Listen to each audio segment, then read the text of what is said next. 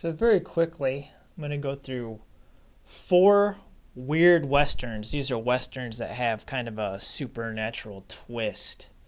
The first one, there's probably two that you're familiar with and probably two that you're not. So this was what got me thinking about it. I was at the library today because I'm off of work today. I worked the weekend, so picked this up. Didn't know what it was when I picked it up. I just, here's a Western I haven't seen. Brought it home, put it in, watched it, and very quickly realized that this was a weird Western. It starts out with kind of like a standard Western with a robbers, outlaws holding up a bank, and then they get chased by a posse. They go through a sandstorm and they end up in this town called Refuge, and then all of a sudden you realize things aren't quite right with this town. The sheriff, played by Sam Shepard, doesn't carry a gun. His deputy, played by Donnie Wahlberg, also doesn't carry a gun. There's no jail in the town, and people just act very strange. They don't allow cussing. The bar is really kind of frowned upon. Any type of violence whatsoever, and there is a twist to it. But that's really all I'm going to say because I don't want to spoil the twist with the film, even though it's not really that shocking. I kind of figured it out right away, but it is interesting. So it is, spooky. Not really spooky. This isn't like a spooky, it's a scary movie. It's not a scary movie. It's just got a supernatural, mystical kick. So that's all I'll say. Eric Roberts plays the leader of the Outlaws, so pretty good. Oh, Randy Quaid was also very excellent in this. Second and third movies here, probably ones you're already familiar with. They're Clint Eastwood films. The first one's High Plains Drifter. Clint Eastwood basically plays a force of vengeance.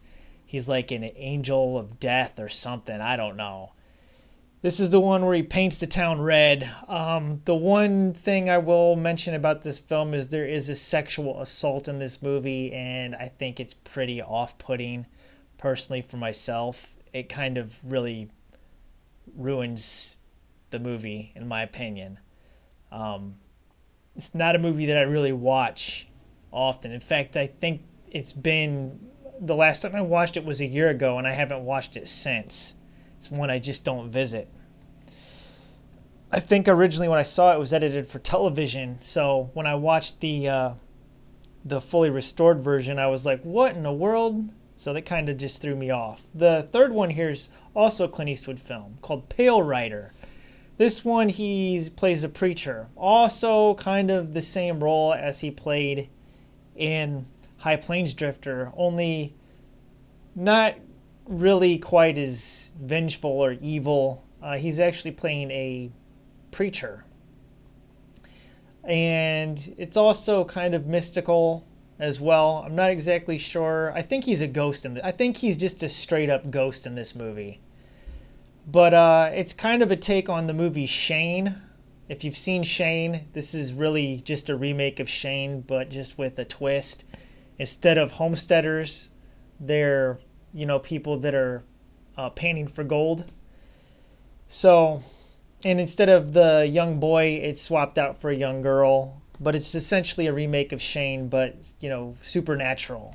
The last film here I'm going to talk about is Seraphim Falls. This stars Liam Neeson and Pierce Brosnan. And they're both ex-Civil War guys, okay? Pierce Brosnan fought for the Union, and Liam Neeson fought for the Confederacy.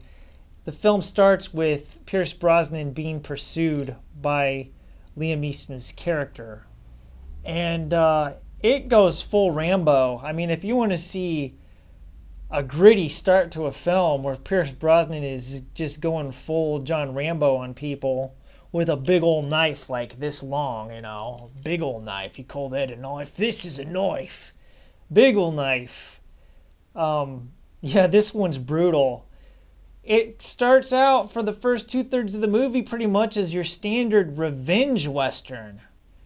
And the last third of the film, I don't know what to make of it. I've watched this movie a couple of times, and the ending just goes off the rails. It turns into like a Twilight Zone episode in the third act.